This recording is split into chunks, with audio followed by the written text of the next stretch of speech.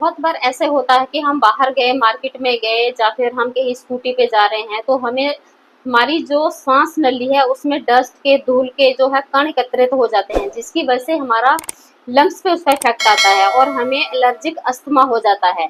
Allergic asthma का बहुत ही अच्छा पॉइंट है, ये अंगूठे का बेस लेना है, नाखून के नीचे ये मैंने लगा रखा मैग्नेट। मैग्नेट का ये ध्यान रखना टेप के साथ येलो पार्ट टच होगा। ये इस तरीके से आप LU11 नंबर का पॉइंट है, ये यहाँ पे लगाएंगे हम दोनों ही अंगूठों पे। आप जब इस चीज को लगाओगे तो एलर्जिक अस्थमा, सांस की प्रॉब्लम, सब चीजें सिंगल पॉइंट से ठीक होंगी घर बैठे।